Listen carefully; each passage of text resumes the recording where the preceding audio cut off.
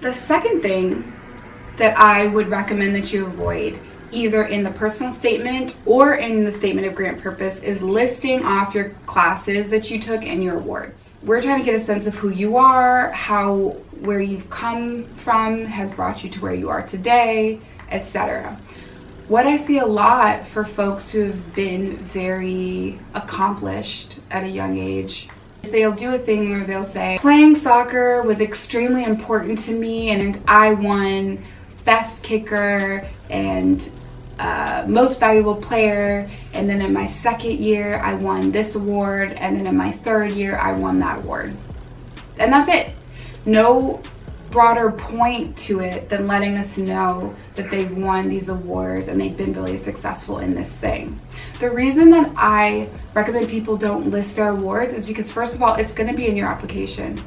They ask you, I think, on the online application and when you submit your resume, CV, you list those things. So they're going to see that you've won awards.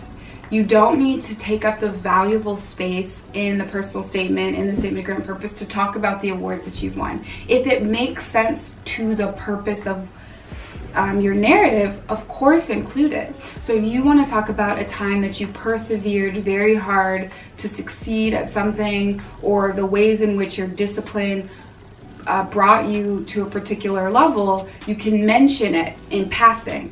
But 2 and 3 lines about all the awards that you've won, that is space that's better spent on it, talking about who you are, what you're doing, and why you're qualified to do a Fulbright. Because hey, you don't have to win any awards to win a Fulbright. They're not picking people based on the number of awards that they've won. They're really laser focused in on your ability to represent the goals of Fulbright, which is cultural exchange, and also to successfully carry out whatever your project is, be that teaching or class or doing research. So you don't need to present yourself as a candidate who's running for office, listing off everything that you've done that's perfect and great. You're crafting a narrative. Last thing, this is a big one, and this might be a little bit controversial. I don't want to offend anyone or rain on your parade or discourage you from your dreams. That is not my goal. Please don't misunderstand me.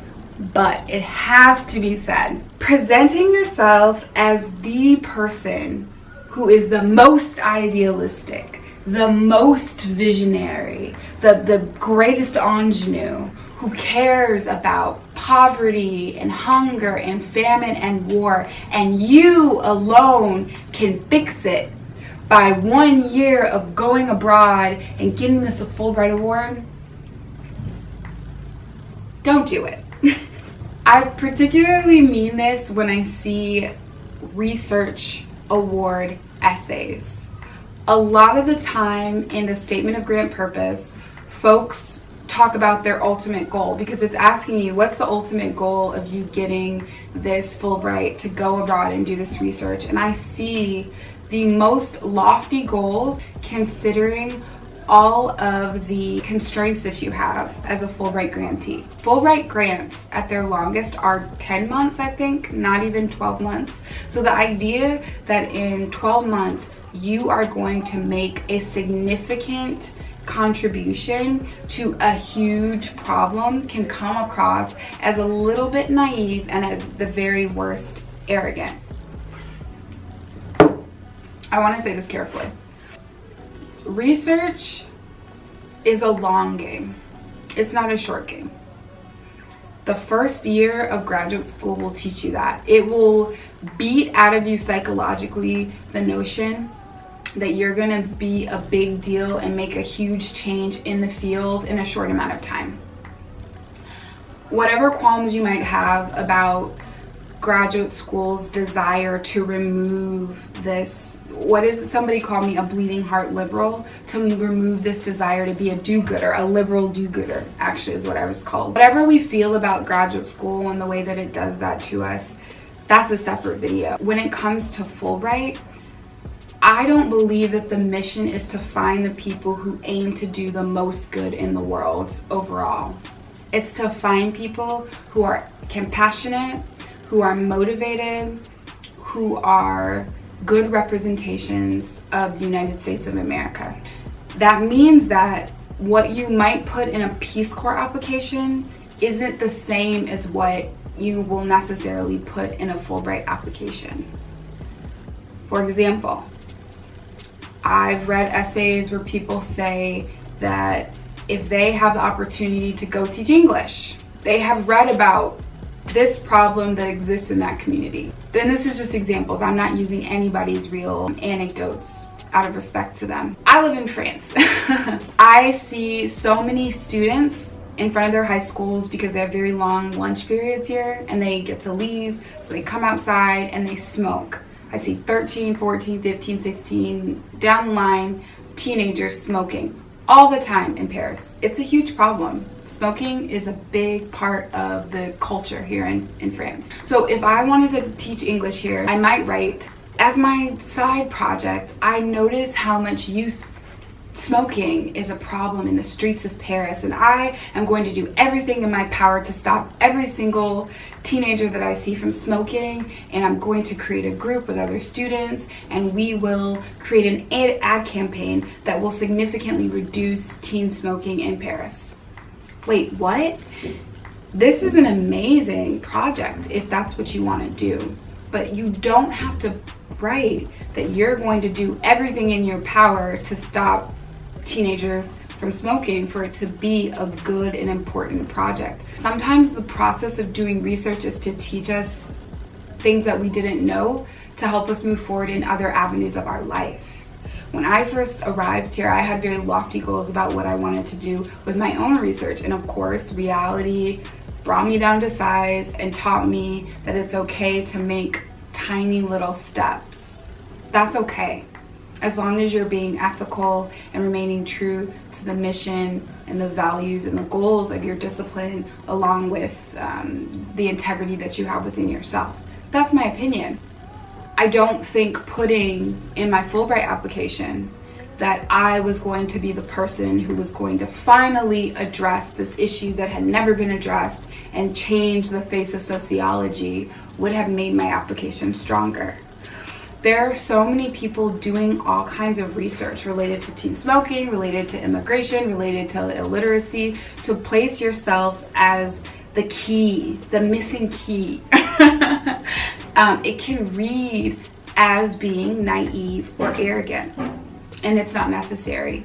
You can keep your ambitions high, but you can describe them humbly.